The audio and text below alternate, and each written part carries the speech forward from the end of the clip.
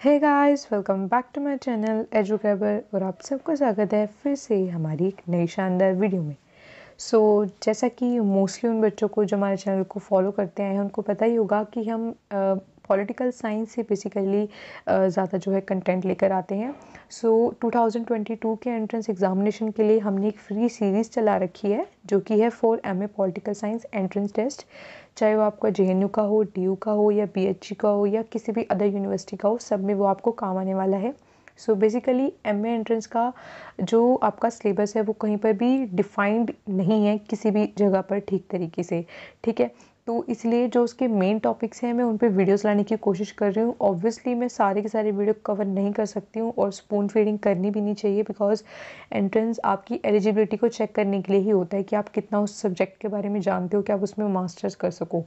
तो इसलिए जो टॉपिक्स आपको आसानी से समझ नहीं आते हैं या फिर बच्चों को थोड़े डिफ़िकल्ट लगते हैं या जो मुझे लगते हैं कि इन पे क्वेश्चंस हमेशा आते ही आते हैं लेकिन कहीं ना कहीं बच्चों से वो समझने में या फिर प्रिपरेशन करने में लैग कर जाते हैं, तो मैं कोशिश करूँगी कि उन सारे इंपॉर्टेंट टॉपिक्स में वीडियो लेके आ सकूँ। ओके, मैंने स्टार्ट किया है विद कंपैरेटिव पॉलिटिक्स, जिसमें आपकी ऑलरेडी 2 क्लासेस ले चुकी हूँ एंड आज हम ले रहे हैं 3rd class which is the topic is structures of power. ठीक है, यानी कि पावर के डिफरेंट स्ट्रक्चर्स, डिफरेंट थिंकर्स ने पावर को लेकर क्या क्या अपने कॉन्सेप्ट दिए हैं, क्या क्या अपने विचार दिए हैं, वो हमको इसमें पढ़ने हैं। और मैं आपको पहले बता दूँ कि बहुत बहुत बहुत इंपॉर्टेंट है, लाइक बहुत ज़्यादा इंपॉर्टेंट है, बिकॉज इससे हमेशा क्वेश्चन आता है। ठीक है, ये आपका कंपैरेटिव पॉलिटिक्स का टॉपिक है।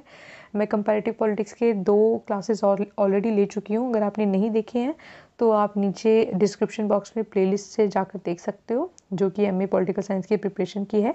ठीक है, तो आज का टॉपिक है हमारा structures of power. Let's start.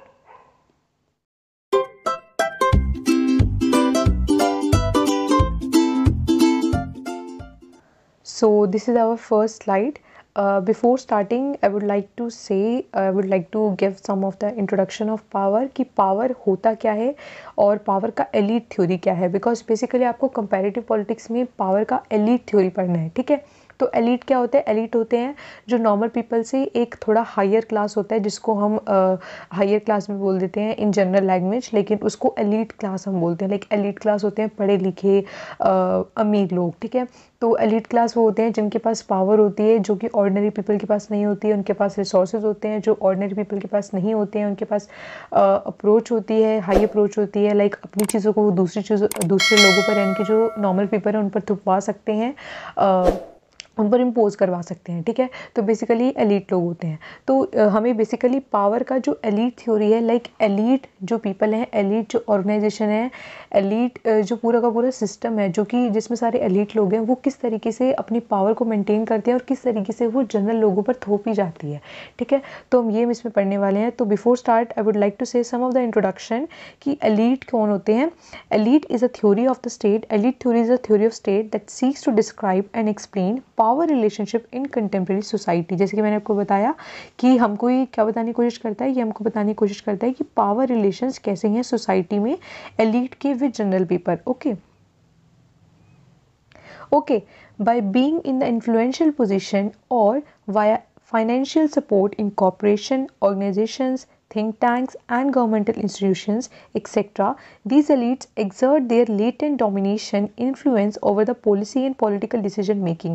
तो ये यहाँ पे क्या कहना चाह रहे हैं? ये बोलना चाह रहे हैं कि ऐसा नहीं है कि वो किसी एक तरीके से अपनी पावर को जो है लोगों को दर्शाते हैं। वो कहीं पर भी हो सकते हैं। वो आपके थिंक टैंक, लाइक आपका जो नीति आयोग है, जो पॉलिसी मेकिंग आपका बॉडी होता है, उसमें हो सकते हैं, आपके गवर्नमेंट इंस्टीट्यूशंस में हो सकते हैं, ऑर्गेनाइजेशंस में हो सकते हैं, कॉर्पोरेशंस में हो सकते हैं।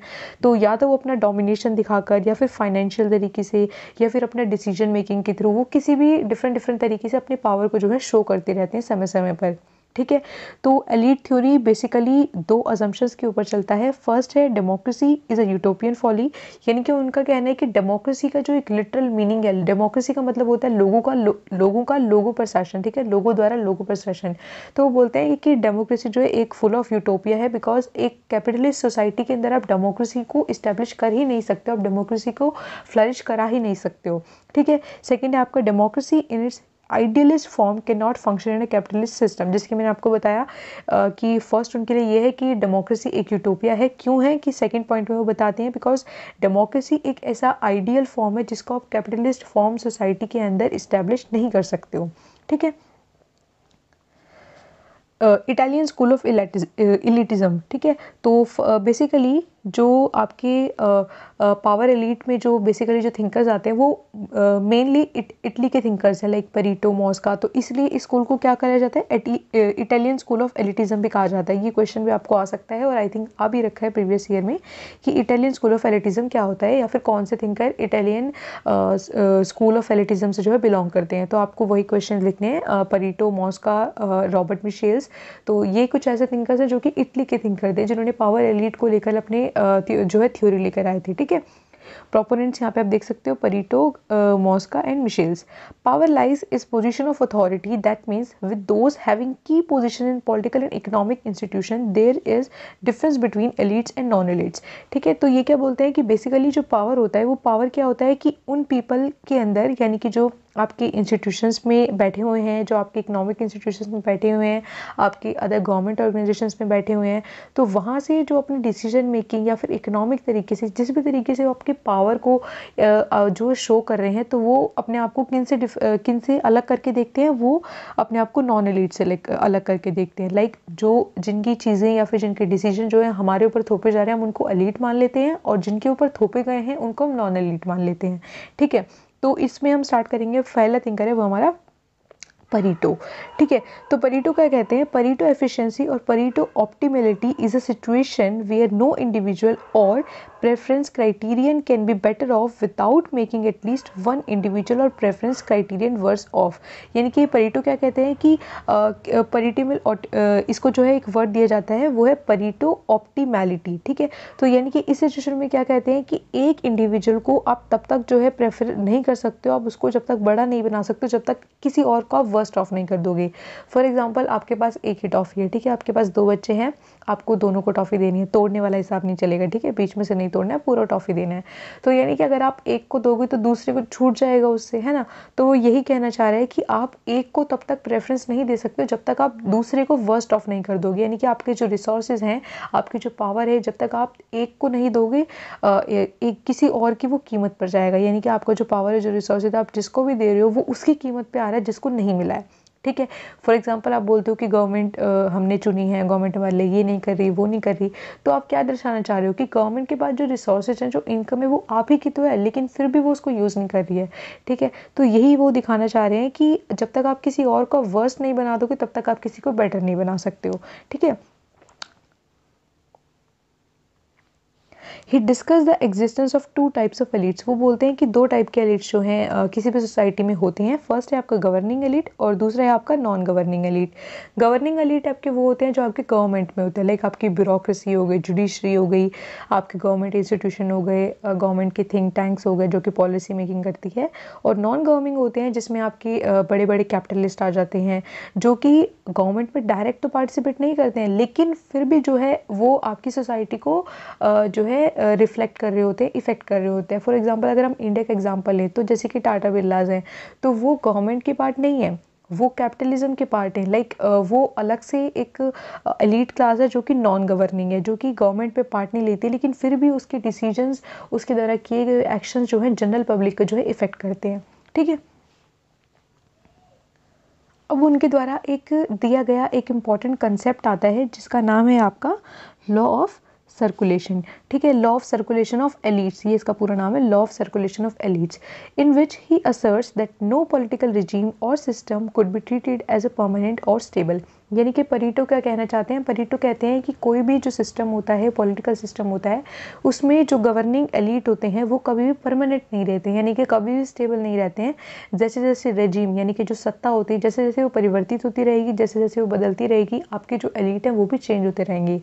फॉर एग्जाम्पल अगर हम इंडिया का एग्जाम्पल लें, तो आप देखते होंगे कि बेसिकली आप जो टेक्स्ट बुक में पढ़ते हो वो कांग्रेस लीडर्स को पढ़ते हो प्रीवियस ईयर में, जब इंडिपेंडेंस के टाइम पर, तो उस टाइम पे वो एलीट थे क्योंकि वहाँ पे तब कांग्रेस का राज था। लेकिन आज कौन एलीट है? मोदी हैं, योगी हैं, तो इनको आप आज एलीट में मानते हो क्योंकि वो पावर में है ना। तो यानी कि परीटो यही कहते हैं कि जो एलीट होते हैं वो हमेशा सर्कुलेशन में चलते हैं, बदलते रहते हैं रिजीम के अकॉर्डिंग, सत्ता के अकॉर्डिंग, ठीक है। The circulation of elite is a theory of regime change. That means through this Pareto says that change of regime, revolution, etc. occur not when rulers are overthrown from below, but when one elite replaces another. यानी कि वो क्या कहना चाहते हैं कि जो circulation है वो कहते हैं कि मैं उस सर्कुलेशन की बात नहीं कर रहा जब दूसरा रूलर किसी और को ओवरथ्रोन करके जो है वहाँ पे बैठ जाए। मैं उस सर्कुलेशन की बात कर रहा हूँ जहाँ पे ऑटोमेटिकली जो है एक दूसरे को जो है रूलर्स आपके रिप्लेस करते रहते हैं। Or simply meaning only rotation of elites happens as per him. The role of ordinary people in such transformation is not that of initiators or principal actors but as followers and supporters of one elite or another. यानी कि वो क्या कहते हैं कि जो भी circulation आपका हो रहा है ना वो बिटवीन एलिट्स की ही होना है। ऐसा नहीं है कि आज कोई एलिट जो है सत्ता में है तो कल को कोई नॉर्मल पीपल, ऑर्डिनरी पीपल जो है सत्ता में आ जाएगा। वो कहता है कि यहाँ पे सर्कुलेशन ज़रूर है लेकिन सर्कुलेशन उन्हीं एलिट के बीच में जो पहले से ही एलिट हैं समाज के अंदर। ऐसा नहीं है कि जो ऑर्डिनरी पीपल है वो कल को आके सत्ता में बैठ जाएगा, ठीक है। सो नेक्स्ट आपका जो थिंकर है वो है आपका गेतानो मोस्का, ठीक है। मोस्का की जो फेमस बुक है वो है आपकी रूलिंग क्लास, जो कि 1939 में आती है। तो बेसिकली आपको जो है बुक्स के नेम भी करने हैं, बुक्स के नेम जो है आपके एग्जामिनेशन में जो है पूछे जाते हैं। ओके, परीटो की जो बुक थी वो थी माइंड एंड सोसाइटी 1935। अगर आपको कहीं नोट डाउन करना है तो आप नोट डाउन कर सकते हो, mind and society 1935। Okay, now हम पढ़ेंगे मोस्का को। He emphasized on the sociological and personal characteristics of elites. He said elites are an organized minority and that the masses are an unorganized majority. यानी कि वो जो है यहाँ पे सत्ता की बात नहीं करते हैं जो मॉस्का है। मॉस्का क्या बात करते हैं? जो एलिट की जो पर्टिकुलर इंडिविजुअल की जो कैरेक्टरिस्टिक्स होती हैं वो उनकी बात करते हैं, ठीक है। तो वो क्या बोलते हैं कि एलिट जो होते हैं एक ऑर्गेनाइज्ड माइनॉरिटी होती है जो कि रूल करती है मेजॉरिटी के ऊपर, ठीक है। उनके जो कैरेक्टरिस्टिक्स होते हैं, उनके पास जो पावर्स होती हैं वो इतनी होती हैं कि वो नॉन गवर्निंग के ऊपर जो कि मेजॉरिटी में है फिर भी माइनॉरिटी होने के बावजूद उन पर जो है वो रूल करते हैं, ठीक है। He divides the world into two groups, जो है वर्ल्ड को वो दो जो है ग्रुप्स के अंदर डिवाइड करते हैं। फर्स्ट है आपका पॉलिटिकल क्लास एंड सेकंड है आपका non political class. Political class again वही है जो आपके पॉलिटिकल सिस्टम में बेसिकली वर्क कर रहे हैं, और नॉन पॉलिटिकल क्लास वो है जो आपको इनडायरेक्टली इफेक्ट कर रहे हैं, जो कि कैपिटलिस्ट सिस्टम में, मार्केटिंग में, ट्रेडिंग में, इन सब में जो है इन्वॉल्व है। Mosca asserts that elite have intellectual, moral and material superiority that is highly esteemed and influential, ठीक है। तो यानी कि मॉस्का क्या कहना है कि जो एलिट होते हैं उनमें इनबिल्ट ही ऐसी क्वालिटीज़ होती हैं, वो इंटेलेक्चुअल होते हैं, वो मॉरल होते हैं, उनके पास सुपीरियोरिटी होती है। तो यानी कि वो कहना चाह रहे हैं कि उनके पास ऐसी कैरेक्टरिस्टिक हैं जिनके बेसिस पर वो जो है मेजॉरिटी के ऊपर रूल कर रहे हैं। यानी कि वो क्या कहना चाह रहे हैं, वो इस सत्ता को, यानी कि जो माइनॉरिटी जो मेजॉरिटी के ऊपर रूल कर रही है वो इसको सही मान रहे हैं। वो कह रहे हैं कि उनके पास ऐसे गुण हैं, उनके पास ऐसी कैरेक्टरिस्टिक हैं जो कि वो मेजॉरिटी को रूल कर पा रहे हैं, जो कि एक नॉर्मल पीपल जो है लैक करता है अपने अंदर, ठीक है। तो यानी कि वो इस चीज़ को, पूरे रेजिम को जो है, इस पूरे के पूरे सिस्टम को वो एक तरीके से सही ठहरा रहे हैं, ठीक है। नेक्स्ट आपके आते हैं रॉबर्ट मिशेल्स। मैं थोड़ी जल्दी में इसलिए कवर अप कर रही हूँ बिकॉज अगर मैं एक एक लाइन डीपली बोलने गई तो वीडियो काफ़ी ज़्यादा लंबी हो जाएगा और फिर काफ़ी लंबी वीडियोस आप लोग देखते नहीं हो। तो इसलिए बेसिकली मैंने जो है क्वांटिटी पर फोकस नहीं किया, मैंने क्वालिटी पर फोकस किया है। मैंने मेनली जो है इंपॉर्टेंट सारे पॉइंट्स आप लोगों के लिए यहाँ पे डाले हैं। ओके, पढ़ने को आप जो है डिफरेंट बुक से जो है पूरी की पूरी थ्योरीज भी पढ़ सकते हो, जिसमें आपको ऑब्वियसली थोड़ी बहुत नई बातें जानने को मिलेंगी, बट बेसिकली जिसका जो मेन आइडिया है वो मैंने इस वीडियो में जो है पुटअप करने का कोशिश किया है, ठीक है। नेक्स्ट है आपका जो है वो है आपका रॉबर्ट मिशेल्स, ठीक है। रॉबर्ट मिशेल्स आपको बहुत इंपॉर्टेंट है, पहले भी कई बार एग्जामिनेशन में आ चुका है। सारे ही थिंकर इंपॉर्टेंट है जो भी मैं इस वीडियो में आपको वो कराने वाली हूँ। उनकी जो बुक थी वो थी पॉलिटिकल पार्टीज, पब्लिश्ड इन 1911, ठीक है। 1911 में उन्होंने अपनी पॉलिटिकल पार्टीज जो है बुक पब्लिश की थी, जिसमें उन्होंने अपना एक आयरन लॉ ऑफ ओलिगार्ची दिया था। वेरी इंपॉर्टेंट, ठीक है, iron law of oligarchy. Michel's theory states that all complex organizations, regardless of how democratic they are, when started, eventually develop into oligarchies. Michels observed that since no sufficiently large and complex organization can function purely as a direct democracy, power within an organization will always get delegated to individuals within that group, elected or otherwise।